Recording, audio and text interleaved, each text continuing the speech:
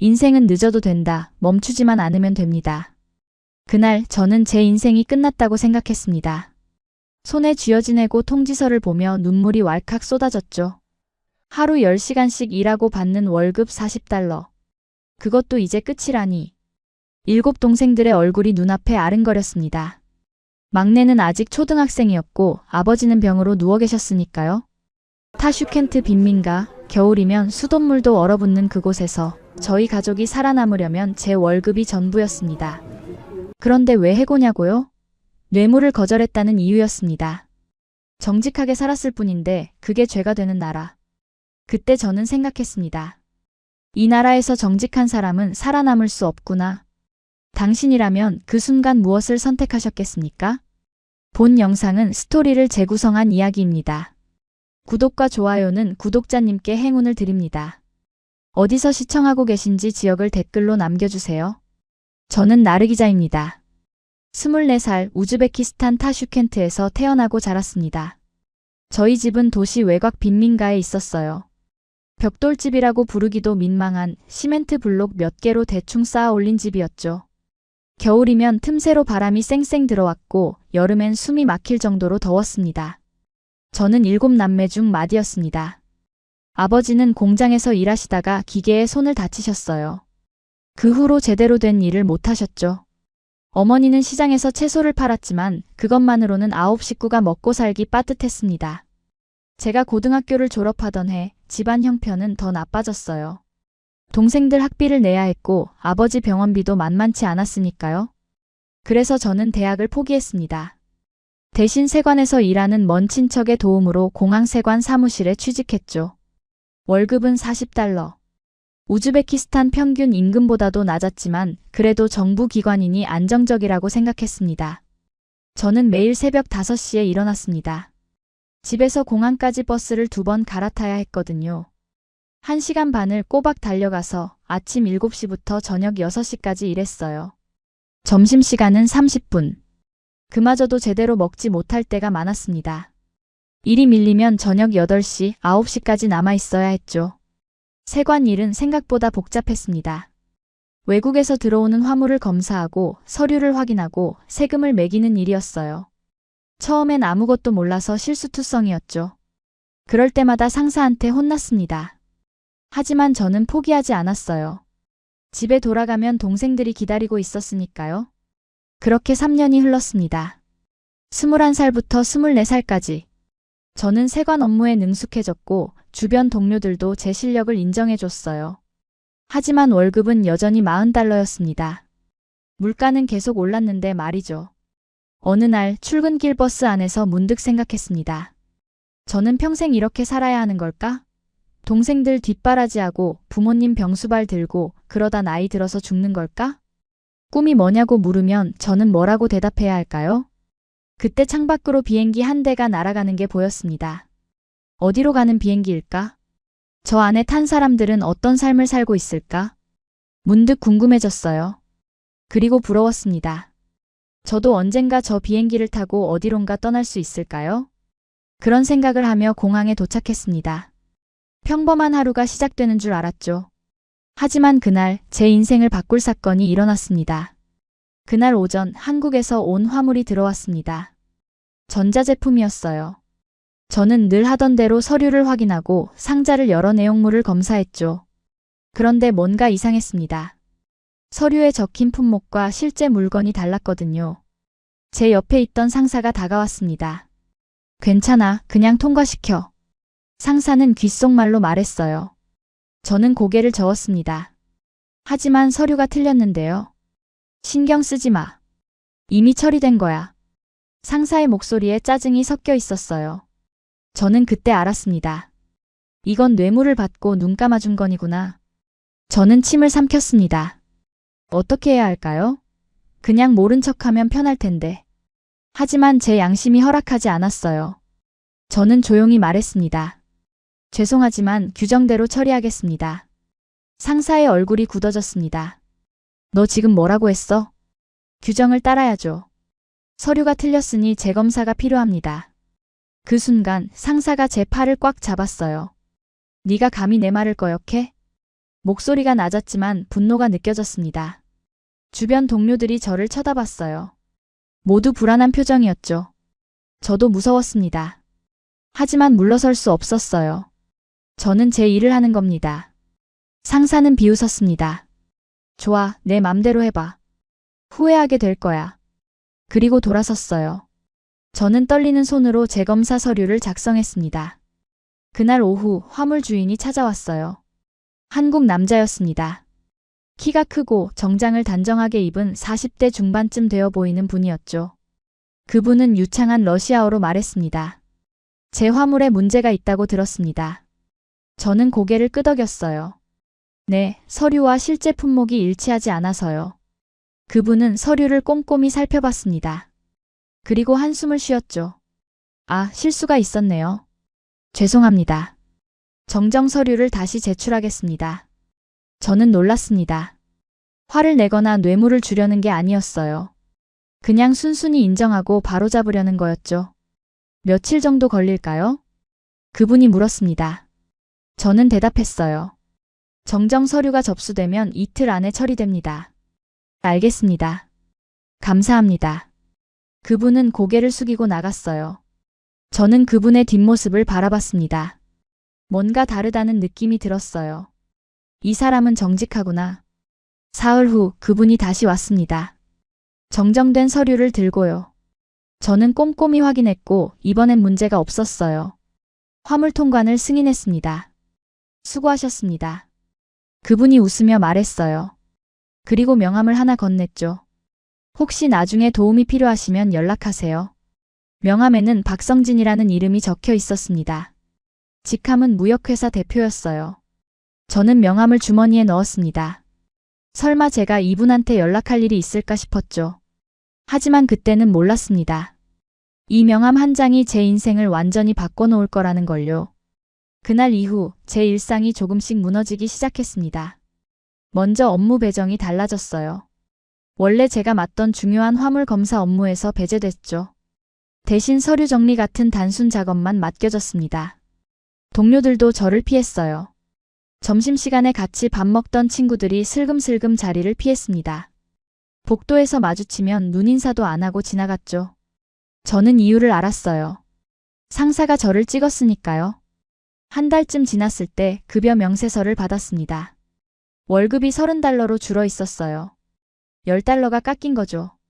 저는 급히 인사 담당자를 찾아갔습니다. 왜 월급이 줄었죠? 업무 평가 결과예요. 실적이 부진하다고 나왔어요. 실적이요? 제가 뭘 잘못했는데요? 담당자는 서류를 보여줬습니다. 거기엔 제가 업무 태만을 했다는 허위 내용이 가득했어요. 상사가 작성한 평가서였죠. 저는 억울했습니다. 이건 사실이 아니에요. 저는 매일 정해진 시간보다 더 일했어요. 평가는 이미 끝났어요. 불만 있으면 노조에 신청하세요. 노조라니. 우즈베키스탄에서 노조가 제대로 작동할 리 없었죠. 게다가 상사 편을 들어줄 게 뻔했습니다. 저는 그날 밤 잠을 이루지 못했습니다. 월급 $30로 7동생을 어떻게 먹여 살리죠? 쌀값도 안 되는 돈인데. 동생들 학비는 어떻게 내고요? 다음 날 출근하니 상사가 저를 불렀습니다. 나르 기자, 들어와. 사무실에 들어가니 상사가 책상에 기대 서 있었어요. 표정이 차갑더군요. 너 언제까지 버틸 건데? 무슨 말씀이세요? 그때 그냥 시키는 대로 했으면 아무 일 없었어. 왜 굳이 나한테 대들었어? 저는 대답했습니다. 저는 제 일을 한 것뿐이에요. 상사가 코웃음 쳤어요. 내 일? 내 일이 뭔데? 여긴 우즈베키스탄이야. 규정 따지면서 일하는 곳이 아니라고. 그래도 규정은 지켜야죠. 상사가 책상을 쾅 내리쳤습니다. 좋아. 네가 그렇게 나온다면 나도 할 말이 있어. 너 이번 달 말로 해고야. 심장이 덜컥 내려앉았습니다. 해고요? 왜요? 업무 부적격. 이유는 충분해. 이건 부당해요. 저는 아무 잘못도 안 했어요. 그럼 법원에 가든지. 근데 너 변호사 비용 낼 돈 있어? 할 말이 없었습니다. 변호사요? 그런 돈이 어디 있겠어요? 상사는 비웃으며 말했습니다. 착하게 굴면 한 달치 월급은 줄게. 아니면 지금 당장 나가든지. 저는 주먹을 쥐었습니다. 손톱이 손바닥에 파고들었죠. 눈물이 날 것 같았지만 참았습니다. 울면 지는 거니까요. 알겠습니다. 저는 고개를 숙이고 나왔습니다. 복도에 서서 한참을 멍하니 있었어요. 이제 어떡하죠? 한 달 후면 저는 실업자가 됩니다. 동생들한테 뭐라고 말해야 할까요? 그날 밤 집에 돌아가니 막내 동생이 달려왔습니다. 누나, 오늘 학교에서 소풍 간대요. 돈 좀 주세요. 동생의 밝은 얼굴을 보니 가슴이 찢어지는 것 같았어요. 저는 웃으며 대답했습니다. 그래, 누나가 줄게. 주머니에 남은 돈을 꺼내 동생 손에 쥐어줬습니다. 그리고 방으로 들어가 이불을 뒤집었었죠. 그제야 눈물이 쏟아졌습니다. 정직하게 산 게 죄인가요? 규정을 지킨 게 잘못인가요? 저는 그저 제 일을 했을 뿐인데 왜 이런 벌을 받아야 하죠? 해고 통지를 받은 지 이틀째 되는 날이었습니다. 저는 공항 구석 휴게실에 앉아 있었어요. 점심도 못 먹었습니다. 입맛이 없었거든요. 그냥 물만 마시고 있었죠. 핸드폰이 울렸습니다. 집에서 온 전화였어요. 어머니셨죠. 나르 기자, 내 아버지 약값이 모자라. 돈 좀 보내줄 수 있겠니? 네, 엄마. 이번 주 안에 보낼게요. 그래, 고맙다. 넌 정말 착한 딸이야. 전화를 끊고 나니 한숨이 나왔습니다. 약값을 어떻게 마련하죠? 제 월급은 이미 동생들 학비로 다 나갔어요. 이번 달 말이면 월급도 끊기는데. 문득 주머니에서 무언가 만져졌습니다. 명함이었어요. 박성진. 그 한국 남자분이 준 명함이었죠. 명함을 꺼내 한참 쳐다봤습니다. 혹시 나중에 도움이 필요하시면 연락하세요. 그때 하셨던 말이 떠올랐어요. 하지만 선뜻 전화하기가 망설여졌습니다. 뭐라고 말하죠? 도와달라고 애걸하는 건가요? 하지만 다른 방법이 없었어요.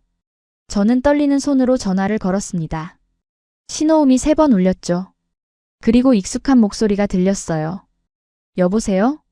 저기요. 나르 기자입니다. 세관에서 일하는. 아, 기억나요. 무슨 일이세요? 목소리가 밝았습니다. 저는 용기를 냈어요. 죄송하지만 혹시 시간 있으시면 만나뵐 수 있을까요? 상담하고 싶은 게 있어서요. 잠시 침묵이 흘렀습니다. 거절하려나 싶었죠. 그런데 박성진 씨가 말했어요. 그럼 오늘 저녁 6시에 공항 근처 카페에서 만날까요? 제가 위치 보내드릴게요. 감사합니다. 저는 전화를 끊고 심호흡했습니다. 이제 뭐라고 말해야 할까요? 저녁 6시 약속 장소에 도착했습니다. 작은 카페였어요. 박성진 씨는 이미 와 계셨죠. 손을 흔들며 반겼습니다. 앉으세요. 뭐 마실래요? 물이요. 물만요? 커피라도 한잔 하세요. 결국 커피를 시켰습니다. 박성진 씨가 물었어요. 무슨 일인지 말씀해 보세요. 저는 한참을 망설이다가 입을 열었습니다. 사실은요. 그리고 모든 걸 이야기했어요. 뇌물을 거절한 일, 상사와의 갈등, 월급 삭감, 그리고 해고 통지까지. 말하다 보니 눈물이 났습니다. 죄송해요. 이런 얘기 들으시려고 시간 내신 건 아닐 텐데. 박성진 씨가 냅킨을 건넸어요. 괜찮아요. 울어도 돼요. 저는 눈물을 닦았습니다. 박성진 씨는 한참 생각하더니 말했죠. 나르 기자 씨, 한국에 올 생각 있습니까? 네. 갑작스러운 질문에 어리둥절했어요. 제가 운영하는 회사에서 일할 사람이 필요해요. 우즈베키스탄어와 러시아어를 할 수 있고 세관 업무도 아는 사람이요. 나르 기자 씨가 딱이에요. 하지만 저는 한국어를 못하는데요. 배우면 됩니다.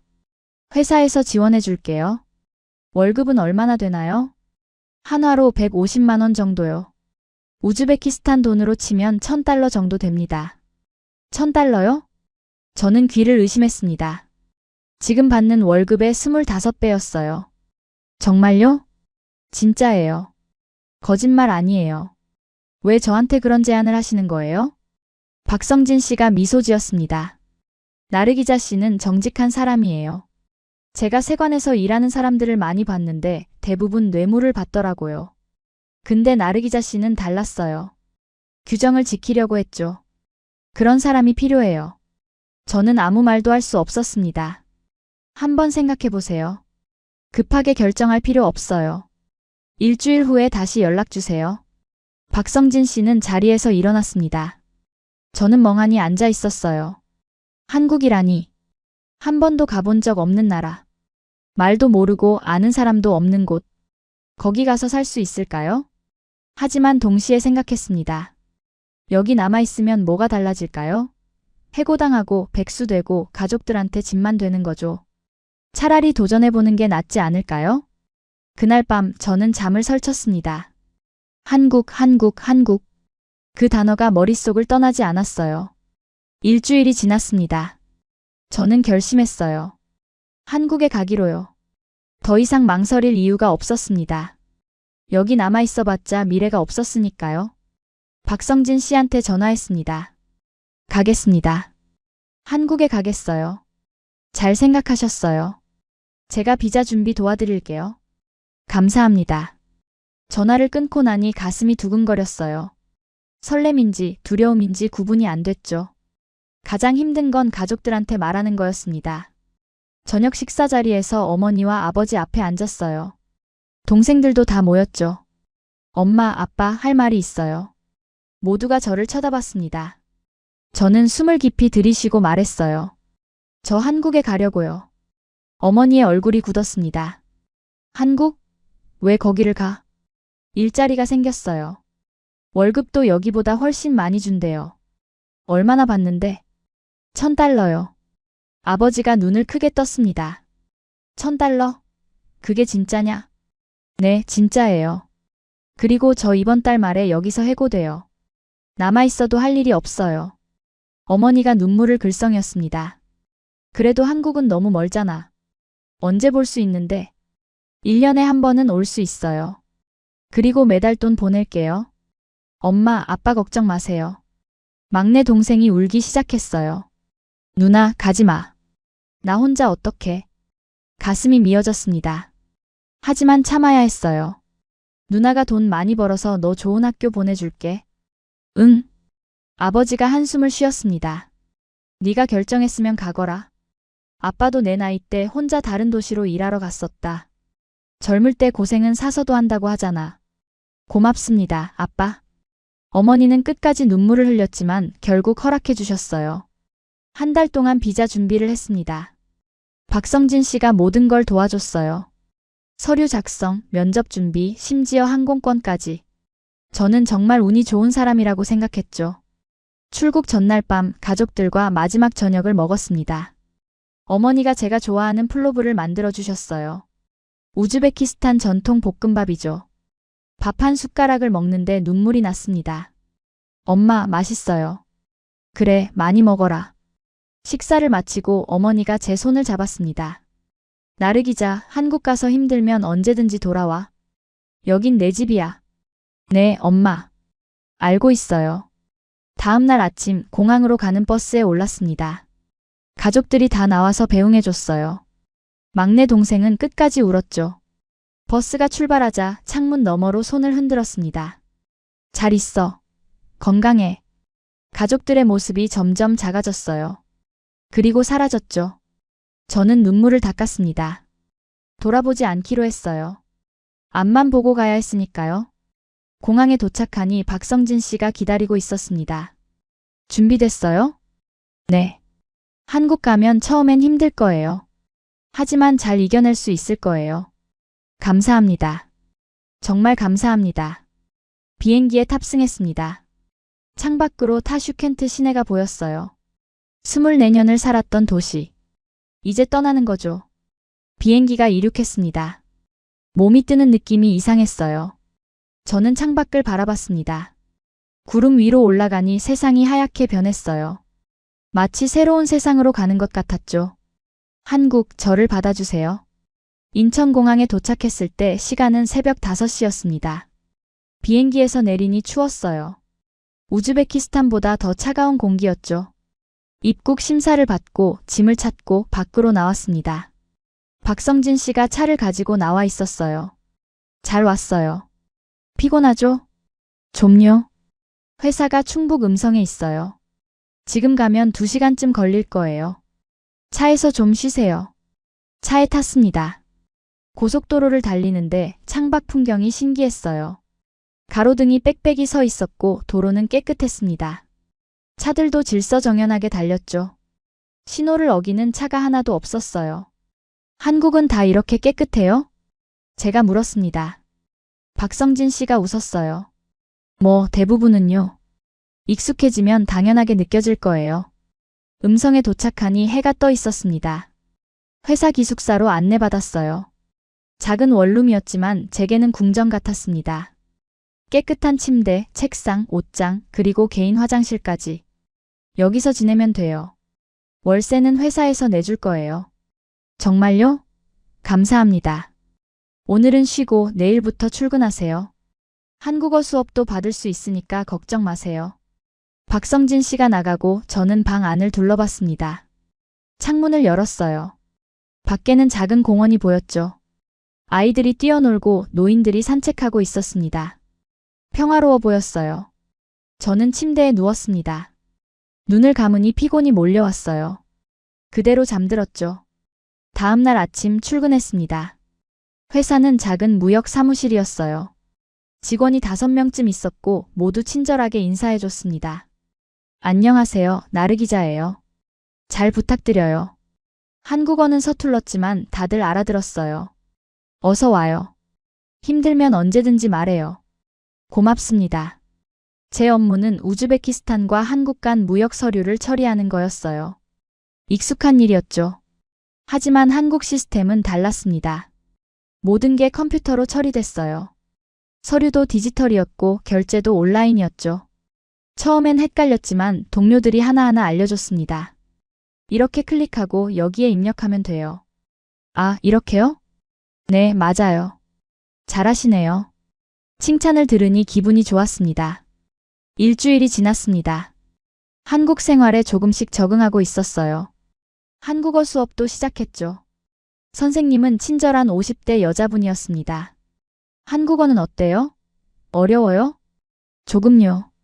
근데 재미있어요. 그럼 됐어요. 재미있으면 금방 늘어요. 저는 열심히 공부했습니다. 아침엔 일하고 저녁엔 한국어 공부하고 밤엔 온라인으로 동영상 보면서 복습했어요. 자기 전엔 가족들한테 전화했죠. 엄마, 저 잘 지내요. 걱정 마세요. 그래, 밥은 잘 먹니? 네, 여기 음식 맛있어요.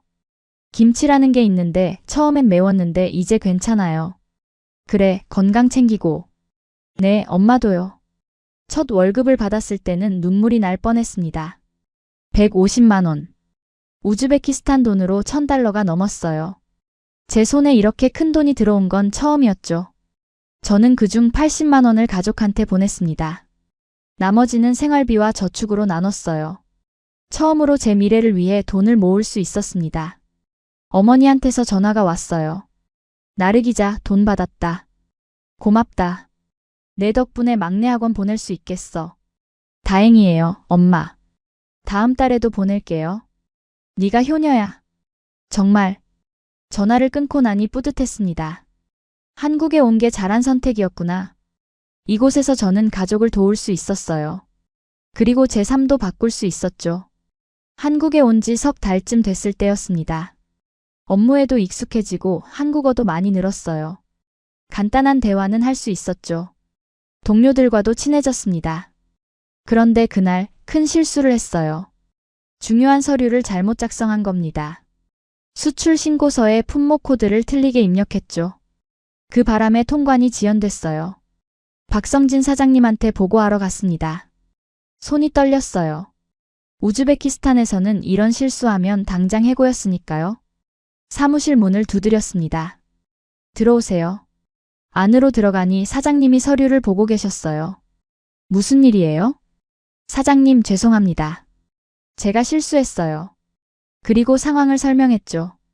사장님은 서류를 확인하더니 한숨을 쉬었습니다. 아, 이거 좀 곤란한데요. 정말 죄송합니다. 다시는 안 그럴게요. 사장님이 저를 쳐다봤어요. 저는 고개를 숙였습니다. 아, 이제 끝이구나. 다시 우즈베키스탄으로 돌아가야 하는 건가? 나르 기자 씨. 네. 실수는 누구나 해요. 중요한 건 다음에 안 하는 거죠. 네. 괜찮아요. 제가 처리할게요. 다음부터 조심하면 돼요. 저는 믿을 수 없었습니다. 정말요? 저 안 잘리는 거예요? 사장님이 웃었어요. 당연하죠. 이 정도 실수로 사람 자르면 우리 회사 직원 아무도 없을 거예요. 눈물이 날 것 같았습니다. 감사합니다, 사장님. 괜찮아요. 실수 안 하는 사람은 없어요. 그냥 배우면 돼요. 사무실을 나와 화장실로 갔습니다. 거울을 봤어요. 눈이 빨개져 있었죠. 저는 왜 우는 걸까요? 안도감 때문일까요? 아니면 고마움 때문일까요? 우즈베키스탄에서는 한 번도 받아본 적 없는 대우였으니까요. 그날 저녁 동료 한 명이 말했습니다. 나르기자 씨, 저녁 같이 먹을래요? 네, 좋아요. 식당에 가서 삼겹살을 먹었어요. 동료가 물었죠. 오늘 사장님한테 혼났어요? 아니요, 오히려 괜찮다고 하셨어요. 다행이네요. 우리 사장님 좋은 분이에요. 실수해도 화 안 내시고 다시 기회 주시거든요.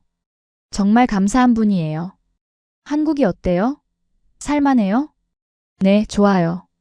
우즈베키스탄이랑 너무 다르지만요. 뭐가 달라요? 여기는 사람들이 친절해요. 그리고 시스템이 정확하고요. 우즈베키스탄은 뇌물 안 주면 일 처리가 안 되는데 여기는 규정대로 하면 다 되더라고요. 동료가 고개를 끄덕였어요. 그렇죠. 한국도 옛날엔 그랬대요. 근데 지금은 많이 나아졌죠. 부러워요. 우즈베키스탄도 이렇게 됐으면 좋겠어요. 언젠가는 그렇게 될 거예요. 집에 돌아와서 일기를 썼습니다. 한국어로요. 서툴렀지만 매일 한 줄씩 쓰고 있었어요. 오늘 실수했어요. 하지만 사장님이 용서해줬어요. 고마워요. 한국 좋아요. 짧은 문장이었지만 제 마음을 담았습니다. 그날 밤 잠들기 전에 생각했어요. 한국에서는 정직하게 살아도 괜찮구나. 실수해도 다시 기회를 주는구나. 이런 나라에서 살 수 있다는 게 얼마나 큰 축복인지 몰랐어요. 저는 더 열심히 살아야겠다고 다짐했습니다. 한국에 온 지 반년쯤 됐을 때였습니다. 우즈베키스탄에서 뉴스가 하나 들려왔어요. 타슈켄트 공항 세관에서 대규모 부정부패 사건이 터진 겁니다. 제 옛날 상사가 체포됐다는 소식이었죠. 저는 인터넷 기사를 읽었습니다. 러시아어로 된 기사였어요. 타슈켄트 공항 세관 부서장 어씨, 뇌물수수 혐의로 구속. 5년간 총 10만 달러 상당의 뇌물을 받은 것으로 드러나 제 가슴이 쿵 내려앉았습니다. 10만 달러요? 그 사람이 그렇게 많이 받았단 말이에요? 기사는 계속됐습니다. 수사 과정에서 여러 직원이 조사받았으며 일부는 증언을 거부했으나 과거 근무했던 한 직원의 보고서가 결정적 증거가 됐다. 보고서요? 저는 더 읽었어요.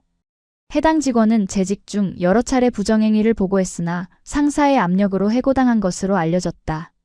현재 해외에 거주 중이며 우즈베키스탄 검찰은 이 직원을 양심적 제보자로 인정했다. 손이 떨렸습니다. 그 직원이 저라는 걸 알았어요. 제가 작성했던 보고서들, 규정 위반 사항을 기록했던 문서들, 그게 증거가 된 거죠. 핸드폰이 울렸습니다. 우즈베키스탄 번호였어요. 받았습니다. 여보세요? 나르기자 씨? 저 검찰청 수사관 카리모프입니다. 네, 무슨 일이세요? 공항 세관 부패 사건 알고 계시죠? 네, 방금 기사 봤어요. 나르기자 씨가 작성한 보고서가 큰 도움이 됐습니다. 덕분에 여러 명을 기소할 수 있었어요. 제가요? 네. 나르기자 씨는 정직한 공무원이었어요. 뇌물을 거절하고 규정을 지키려고 했죠. 그게 기록으로 남았고 지금 그게 증거가 됐습니다. 저는 아무 말도 할 수 없었습니다. 혹시 우즈베키스탄으로 돌아올 계획 있으세요? 정부에서 복직 제안을 하고 싶어 하는데요. 아니요, 저는 한국에서 잘 지내고 있어요. 그렇군요. 그럼 명예만이라도 회복시켜 드리고 싶습니다. 나르기자 씨 해고는 부당했어요. 기록에서 삭제하겠습니다. 감사합니다. 아니에요. 나르기자 씨 같은 사람이 더 많았으면 좋겠습니다. 전화를 끊고 한참을 멍하니 앉아 있었습니다. 정직하게 산 게 잘못이 아니었구나. 제가 옳았던 거구나. 저녁에 박성진 사장님한테 이 이야기를 했어요. 사장님, 우즈베키스탄에서 연락 왔어요. 제 옛날 상사가 체포됐대요. 진짜요? 그거 좋은 소식이네요. 제가 작성한 보고서가 증거가 됐대요. 사장님이 웃었습니다. 그럼 그렇죠. 나르기자 씨는 정직한 사람이니까요. 정직한 사람은 결국 인정받게 돼 있어요. 그런가요? 그럼요. 제가 나르기자 씨를 한국으로 데려온 이유도 그거예요. 정직한 사람이 필요했으니까요. 감사합니다, 사장님. 고맙긴요. 나르기자 씨가 열심히 일해줘서 저도 고마워요. 그날 밤 가족들한테 전화했습니다. 어머니가 먼저 말했어요. 나르기자 뉴스 봤니? 네가 일했던 세관 부서장이 잡혔더라. 네, 엄마. 저도 들었어요. 사람들이 내 얘기하더라. 네가 정직해서 해고당했다고. 근데 결국 네가 옳았다고. 그렇대요. 엄마 자랑스럽다. 우리 딸이 정말 훌륭하구나. 눈물이 났습니다. 고마워요, 엄마. 아니야, 네가 고맙지. 네가 올바르게 자라줘서. 전화를 끊고 창밖을 봤어요. 한국의 밤하늘이 보였습니다. 별은 많지 않았지만 가로등 불빛이 따뜻했어요. 저는 생각했습니다. 정직하게 사는 게 힘들어도 결국 보상받는 날이 온다는 걸. 그리고 한국이라는 나라는 그런 사람들을 받아주는 곳이라는 걸요. 한국에 온 지 1년이 지났습니다. 이제 한국어도 제법 유창해졌어요. 회사 일도 능숙하게 처리했죠. 주변 사람들도 많이 생겼습니다. 어느 날 박성진 사장님이 저를 불렀어요. 나르기자 씨, 잠깐 시간 있어요? 네, 사장님. 사무실로 들어갔습니다. 사장님이 진지한 표정이었어요. 나르기자 씨한테 할 말이 있어요. 네, 말씀하세요. 사장님이 잠시 망설이더니 입을 열었습니다. 저 나르기자 씨 좋아해요. 네. 갑작스러운 고백에 어리둥절했어요. 처음 공항에서 나르기자 씨를 봤을 때부터 느꼈어요. 이 사람은 다르다고. 정직하고 성실하고 가족을 생각하는 마음이 아름답다고요. 사장님. 한국에 온 1년 동안 지켜봤어요. 나르기자 씨는 힘든 일도 불평 없이 해냈고 한국어도 열심히 배웠죠. 그런 모습이 정말 멋있었어요. 저는 아무 말도 할 수 없었습니다. 저랑 사귀어 줄 수 있을까요? 심장이 빠르게 뛰었습니다. 솔직히 박성진 사장님한테 호감이 있었어요. 친절하고 따뜻하고 믿을 수 있는 사람이었으니까요. 하지만 사장과 직원 관계라서 선을 지켰죠. 저 사장님도 좋아요. 제가 말했습니다. 정말요? 네. 근데 이러면 회사에서 문제가 되지 않을까요? 우리 회사 작잖아요. 괜찮아요. 그리고 저 사장이에요. 누가 뭐래요? 사장님이 웃었습니다. 저도 따라 웃었어요. 그럼 사귀는 거예요? 네. 와, 정말요? 고마워요, 나르기자 씨. 저야말로 고마워요, 사장님. 그날부터 우리는 연인이 됐습니다. 주말마다 데이트했어요. 영화도 보고 맛있는 음식도 먹고 공원도 산책했죠. 평범한 연애였지만 저한테는 꿈만 같았습니다. 우즈베키스탄에 있을 때는 연애할 여유가 없었어요. 일하고 가족 돌보고 그러다 하루가 끝났으니까요. 근데 한국에서는 달랐습니다. 제 삶이 있었어요. 석 달쯤 사귀었을 때 박성진 씨가 물었어요. 나르기자, 우리 결혼할래요? 네. 저랑 결혼해 줄 수 있어요? 너무 갑작스러웠습니다. 아직 1년밖에 안 사귀었는데요. 저는 확신해요. 나르기자가 제 평생 반려자라는 걸요. 하지만 저희는 국적도 다르고 문화도 다르고. 그게 뭐 중요해요? 서로 사랑하면 되죠. 박성진 씨가 제 손을 잡았어요. 저는 나르기자를 사랑해요. 평생 함께하고 싶어요. 눈물이 났습니다. 저도 사장님 사랑해요. 결혼할게요. 진짜요? 고마워요. 박성진 씨가 저를 꼭 안아줬어요. 저는 그 품에서 안정감을 느꼈습니다. 가족들한테 전화했습니다. 엄마, 저 결혼해요. 뭐? 누구랑? 박성진 씨요. 제가 일하는 회사 사장님이에요. 한국 사람이야? 네. 어머니가 한참 침묵하더니 말했어요. 행복하겠니? 네, 엄마. 정말 좋은 사람이에요. 그럼 됐다. 엄마는 네가 행복하면 돼. 고마워요, 엄마. 결혼식은 언제 해?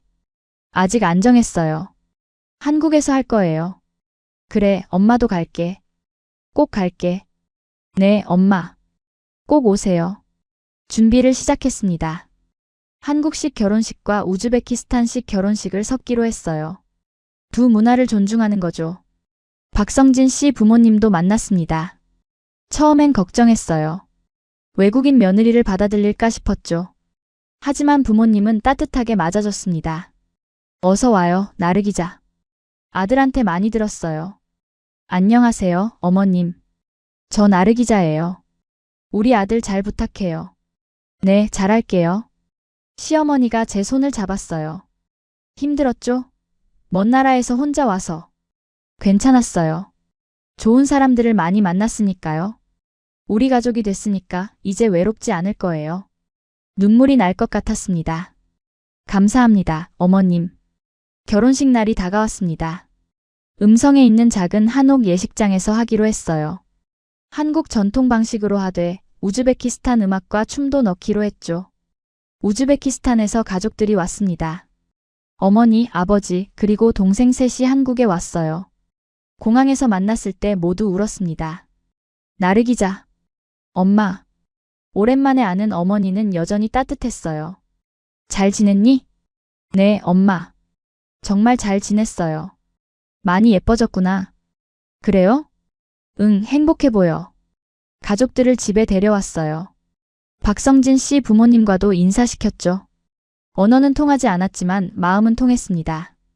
결혼식 전날 밤 어머니와 둘이 앉아 있었어요. 나르 기자, 한국 생활 행복하니? 네, 엄마. 정말 행복해요. 다행이다. 엄마는 네가 고생할까봐 걱정했어. 아니에요. 여기 사람들 정말 좋아요. 어머니가 제 머리를 쓰다듬었어요. 내일 시집 가면 넌 한국 사람이 되는 거야. 네. 우즈베키스탄도 잊지 마. 거기도 내 고향이니까. 안 잊을게요, 엄마. 그래, 우리 딸 잘하고 있어. 다음 날 결혼식이 시작됐습니다. 저는 한복을 입었어요. 빨간 저고리에 노란 치마. 처음 입어봤는데 신기했습니다. 박성진 씨도 한복을 입었어요. 파란색 두루마기가 잘 어울렸죠. 전통 혼례 방식으로 진행됐어요. 패백도 올리고 절도했습니다. 시부모님께서 대추를 주셨어요.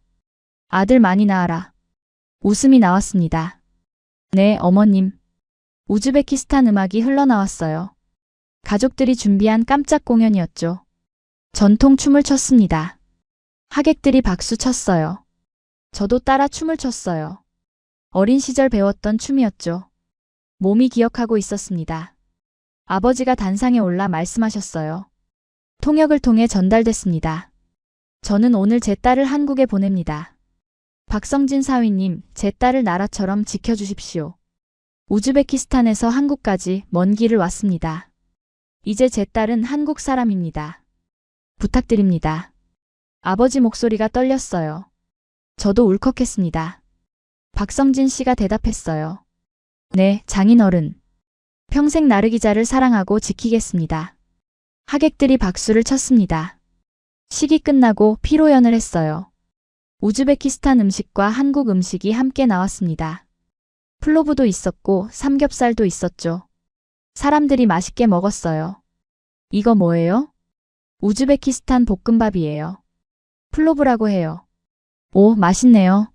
두 문화가 어우러졌습니다. 저녁이 되어 가족들과 작별 인사를 했어요. 내일 우즈베키스탄으로 돌아가야 했으니까요. 엄마, 잘 가요. 그래, 너도 건강해라. 네. 자주 전화할게요. 그래, 사랑한다, 나르 기자. 저도 사랑해요, 엄마. 가족들이 떠난 후 박성진 씨와 둘이 남았습니다. 나르 기자, 고마워요. 제가요? 왜요? 제 아내가 돼줘서요. 저야말로 고마워요. 우리는 서로를 안았습니다. 새로운 삶이 시작되는 순간이었어요. 결혼 후 저는 음성에서 계속 살았습니다. 회사 일도 계속했어요. 이제는 팀장이 됐죠. 후배들도 생겼고 업무도 더 많아졌습니다. 한국어 실력도 많이 늘었어요. 한국어 능력 시험 6급을 땄습니다. 최고 등급이죠. 박성진 씨가 축하해줬어요. 자기야, 대단해. 6급이면 거의 한국 사람 수준이잖아. 고마워요. 열심히 공부했어요. 이제 통번역 일도 할 수 있겠네. 그럴까요? 응, 해봐. 잘할 거야. 저는 통번역 공부를 시작했습니다. 우즈베키스탄어, 러시아어, 한국어를 번역하는 일이었어요. 처음엔 어려웠지만 차츰 익숙해졌죠. 지역 커뮤니티 센터에서 봉사활동도 시작했습니다. 다문화 가정을 돕는 일이었어요. 한국에 처음 온 외국인들한테 한국어를 가르쳤죠. 선생님, 이거 어떻게 발음해요? 이렇게요. 따라해보세요. 감사합니다. 제가 겪었던 어려움을 아니까 도와주고 싶었어요.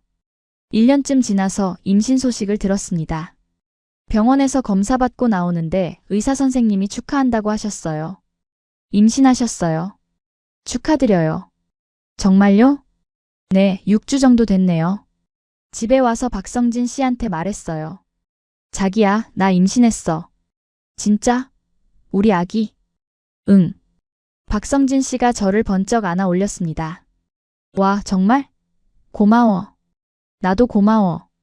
우즈베키스탄 가족들한테도 전화했어요. 엄마, 저 임신했어요. 오, 축하한다. 몇 개월 됐니? 이제 6주요. 건강 조심해라.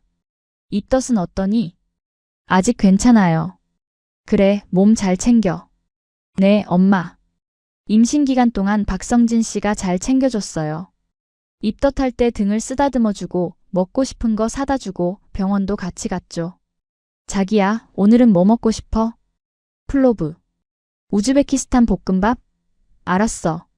만들어줄게. 자기가요? 응, 나르 기자한테 배웠잖아. 한번 해볼게. 박성진 씨가 만든 플로브는 좀 이상했지만 맛있었어요. 맛있어요. 진짜? 다행이다. 고마워요. 당연하지. 우리 아기 엄마인데. 아이가 태어났습니다. 딸이었어요. 이름은 수진이라고 지었죠. 우즈베키스탄어로는 구잘이라고 불렀습니다. 구잘, 우리 딸. 아기를 안으니 눈물이 났어요. 이 작은 생명이 제 뱃속에 있었다니. 신기했습니다. 나르 기자, 우리 딸 예쁘지? 응, 정말 예뻐. 나르 기자 닮아서 다행이야. 무슨 소리야? 자기 닮았는데? 우리는 웃었습니다. 수진이를 키우며 저는 한국 엄마가 됐어요. 육아 커뮤니티에도 가입했고 다른 엄마들과 친해졌죠. 수진이 엄마 어디 출신이세요? 우즈베키스탄이요. 와, 멀리서 오셨네요. 한국어 진짜 잘하세요. 감사해요. 오래 공부했어요. 대단해요. 저는 영어도 못하는데. 괜찮아요. 저도 처음엔 한마디도 못했어요. 한국에 온 지 3년이 지났습니다. 이제 저는 음성 사람이 됐어요.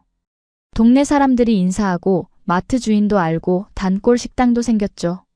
수진이 엄마 오늘도 왔어요? 네, 아저씨. 김치찌개 하나 주세요. 알았어요. 수진이는 잘 크죠? 네, 잘 커요. 다행이다. 엄마 닮아서 예쁘게 클 거예요. 일상이 행복했습니다. 한국에 온 지 5년째 되는 해였습니다. 이제 저는 완전히 한국 사람이 됐어요. 영주권도 받았고 곧 귀화 신청할 예정이었죠. 회사도 잘 됐습니다. 우즈베키스탄과의 무역이 늘어나면서 저는 필수 인력이 됐어요. 통번역뿐 아니라 협상까지 담당했죠. 나르 기자 팀장님, 이번 계약 성사됐어요. 후배가 기쁘게 말했습니다. 정말? 잘했어요. 팀장님 덕분이에요. 아니에요. 우리 다 같이 한 거죠. 회사가 커지면서 사무실도 넓어졌어요. 직원도 20명으로 늘었죠. 박성진 사장님이 말했습니다. 나르 기자, 네가 없었으면 회사 이렇게 못 컸어. 아니에요. 사장님이 잘하신 거죠. 아니야. 정직하고 성실한 사람이 있으니까 회사가 발전한 거야. 어느 날 우즈베키스탄 대사관에서 연락이 왔습니다. 나르 기자 씨, 대사관에서 만나 뵙고 싶다고 하는데요. 무슨 일이세요?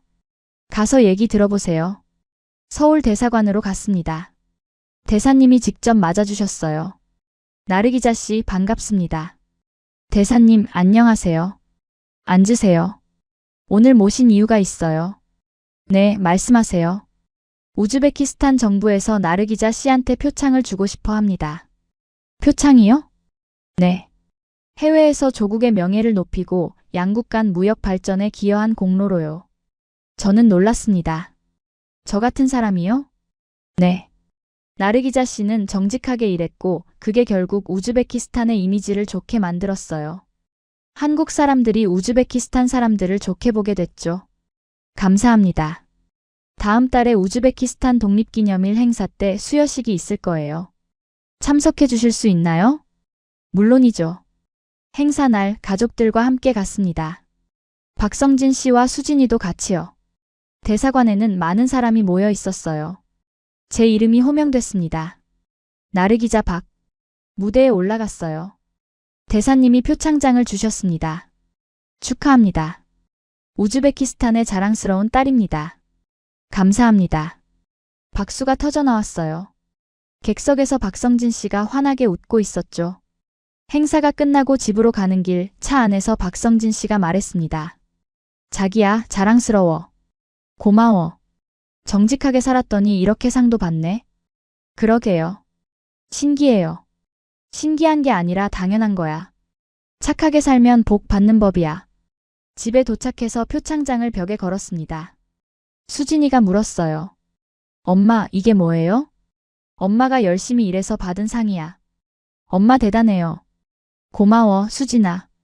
그날 밤 잠들기 전에 생각했습니다. 타슈켄트 빈민가에서 시작한 제 인생. 월급 40달러 받던 세관 직원. 뇌물을 거절해서 해고당한 사람. 그 사람이 지금은 한국에서 가족과 함께 행복하게 살고 있어요.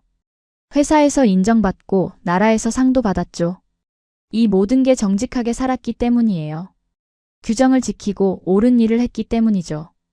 그리고 한국이라는 나라가 저를 받아줬기 때문입니다. 여기는 정직한 사람이 살아남을 수 있는 곳이에요. 노력하면 보상받는 곳이죠. 저는 한국에 정말 감사합니다. 제게 기회를 준 박성진 씨한테도 감사하고 저를 인정해준 회사 사람들한테도 감사해요. 그리고 저를 낳아주신 부모님한테도 감사합니다. 다음 날 아침 출근하면서 동네를 둘러봤어요. 깨끗한 거리, 질서정연한 사람들, 따뜻한 인사.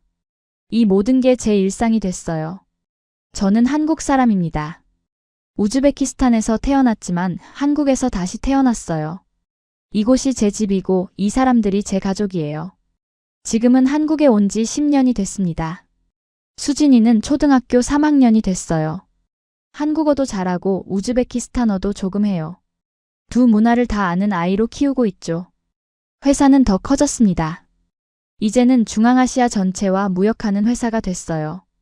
저는 부사장이 됐고 여러 나라를 오가며 일합니다. 우즈베키스탄 가족들도 잘 지내요. 매달 보내는 돈으로 동생들이 대학도 갔고 부모님도 건강하세요. 1년에 한 번씩은 우즈베키스탄에 가서 가족을 만나죠. 얼마 전에는 동생 하나가 한국으로 유학 왔어요. 누나, 한국 정말 좋네요. 누나 말이 맞았어요. 그치? 여기서 열심히 공부해. 누나가 도와줄게. 고마워요, 누나.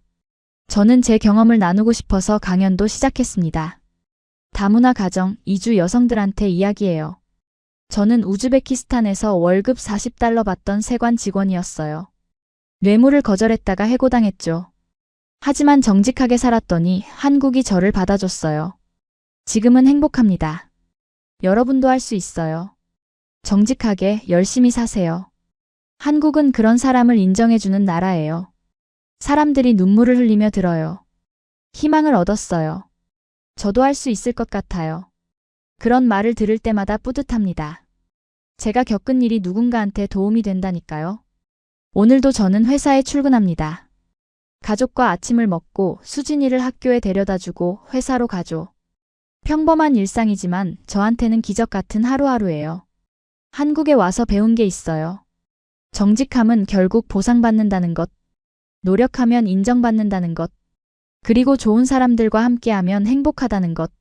제가 여러분한테 하고 싶은 말은 이거예요. 정직하게 사세요. 힘들어도 옳은 일을 하세요. 그러면 언젠가는 여러분도 인정받을 거예요. 저처럼요. 한국에서 새로운 삶을 시작한 나르 기자의 이야기 여기서 마칩니다. 여러분도 행복하시길 바랍니다. 감사합니다. 오늘 아침 수진이가 학교 가기 전에 물었습니다. 엄마, 우즈베키스탄은 어떤 곳이에요? 저는 커피를 내려놓고 딸아이를 바라봤어요. 엄마 고향이지. 하늘이 아주 파랗고 여름엔 정말 뜨거운 곳이야. 엄마는 거기가 그리워요? 순간 가슴이 먹먹해졌습니다. 그립지. 가끔. 근데 지금은 여기가 더 좋아. 왜요? 수진이가 있잖아. 아빠도 있고. 그게 제일 중요한 거야. 수진이가 제 품에 안겼어요. 엄마, 사랑해요. 엄마도 사랑해, 우리 딸. 아이를 안고 있으니 문득 생각났습니다. 타슈켄트에서 막내 동생을 안았던 그때가요. 그때도 이렇게 따뜻했었죠. 하지만 그때의 저는 불안했어요. 내일을 알 수 없었으니까요. 지금은 다릅니다. 아침마다 딸아이를 안고 남편과 함께 식탁에 앉고 평범한 대화를 나눠요. 이게 얼마나 큰 축복인지 저는 압니다.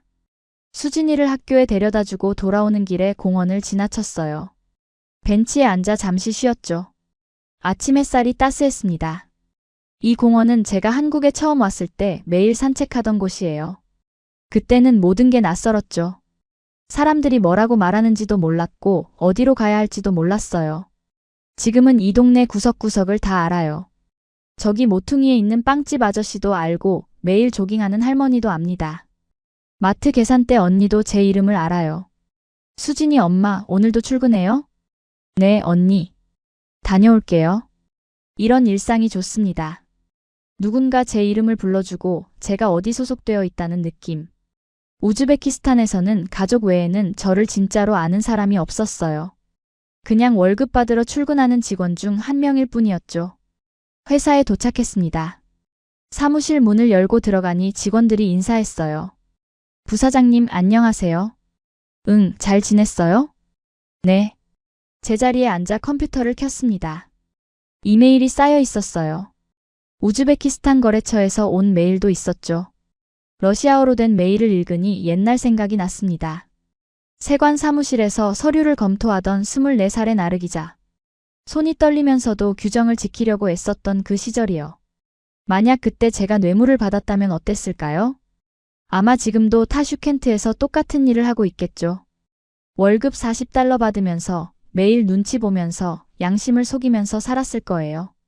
그랬다면 박성진 씨를 만나지도 못했을 겁니다. 한국에 오지도 못했을 테고 수진이도 태어나지 않았겠죠. 정직하게 살았던 게 정말 다행이에요. 힘들었지만 옳았어요. 점심시간에 박성진 씨한테서 문자가 왔습니다. 자기야, 오늘 저녁에 뭐 먹고 싶어? 플로브 먹고 싶어. 또? 어제도 먹었잖아. 그래도 먹고 싶어. 알았어. 내가 만들어줄게. 웃음이 나왔어요. 박성진 씨는 여전히 플로브를 잘 못 만들거든요. 양념 비율이 항상 이상해요. 그래도 맛있어요. 사랑하는 사람이 만든 음식은 다 맛있는 법이죠. 우리가 처음 만났을 때를 생각하면 신기합니다. 공항 세관에서 서류를 들고 서 있던 그 남자. 화를 내지 않고 뇌물을 주려 하지 않고 그냥 순순히 규정을 따랐던 사람. 그게 제 인생을 바꿨어요. 만약 그날 다른 사람이 왔다면? 만약 박성진 씨가 저한테 명함을 주지 않았다면? 만약 제가 그 명함을 버렸다면? 생각만 해도 아찔합니다. 인생은 정말 한순간 한 선택으로 달라지는 것 같아요. 오후에 회의가 있었습니다.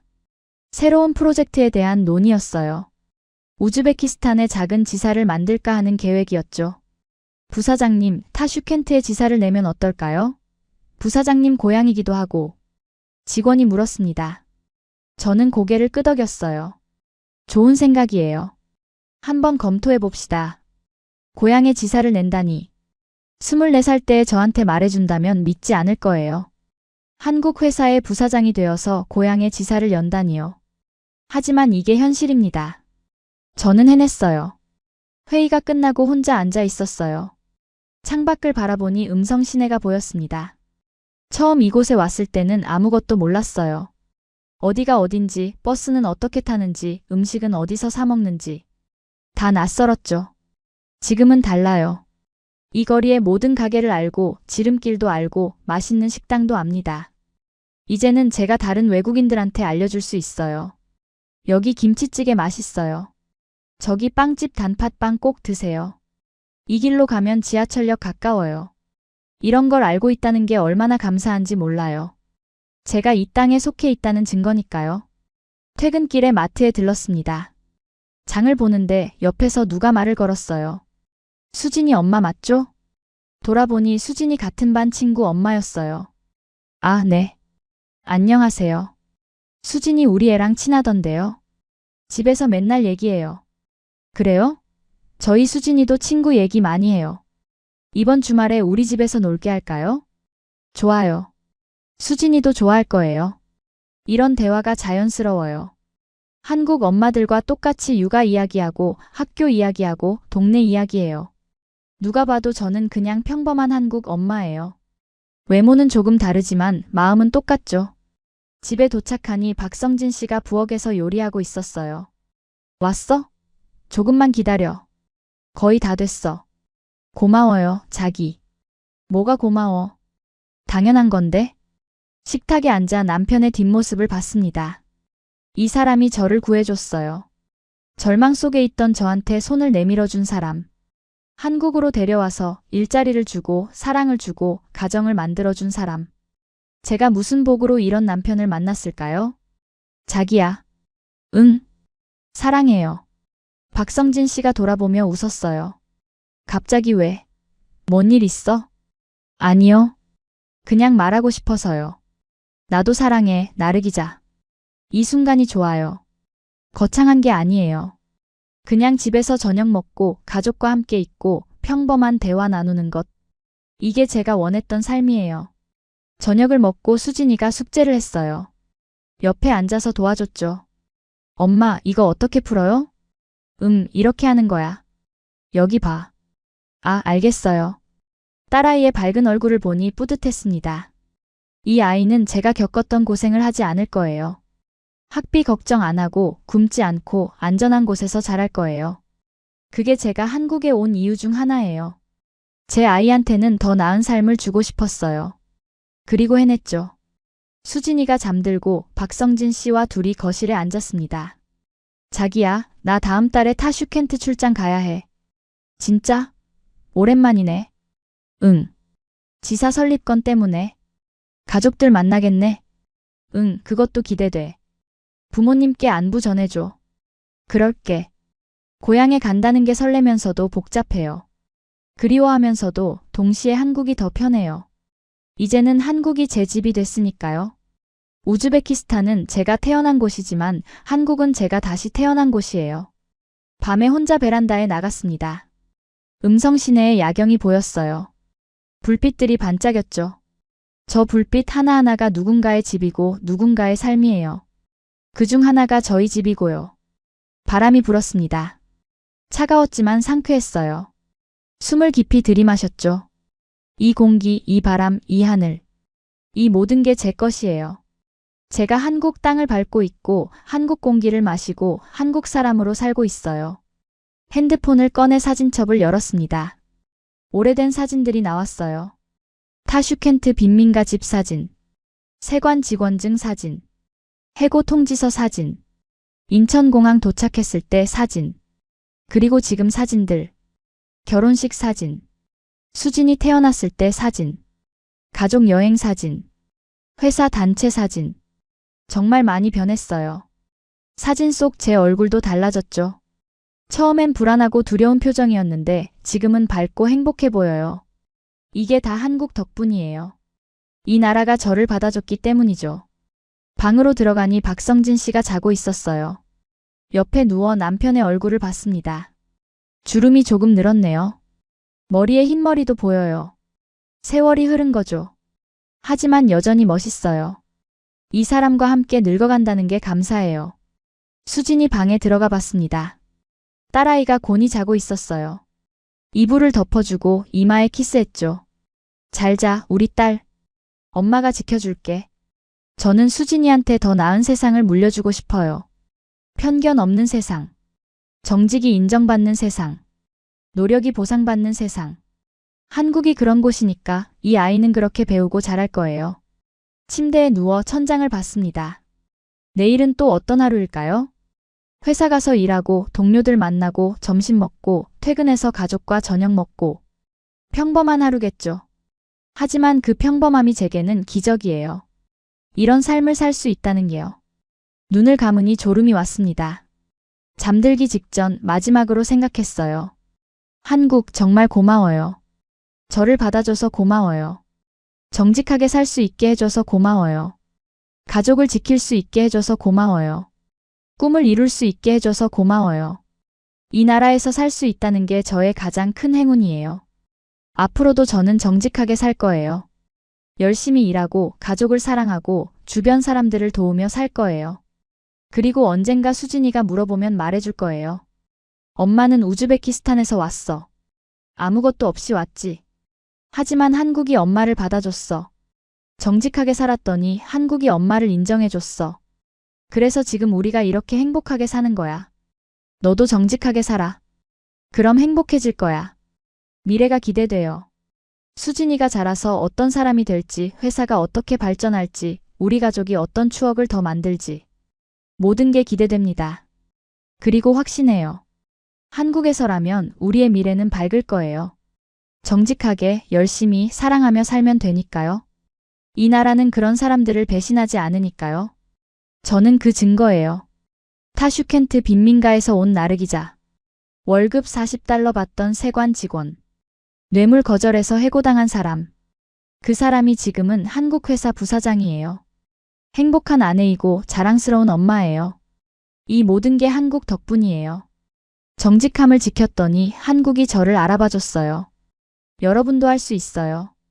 정직하게 사세요. 포기하지 마세요. 그러면 언젠가는 여러분도 저처럼 행복해질 거예요. 저는 그걸 믿어요. 한국에서 증명했으니까요. 이 나라는 기회의 땅이에요. 노력하는 사람, 정직한 사람한테는요. 저는 평생 이 은혜를 잊지 않을 거예요. 한국 사랑합니다. 제 인생을 바꿔줘서 감사합니다. 제게 가족을 주셔서 감사합니다. 제게 미래를 주셔서 감사합니다. 저는 한국 사람으로 살다가 한국 땅에서 생을 마감하고 싶어요. 이곳이 제 진짜 고향이니까요.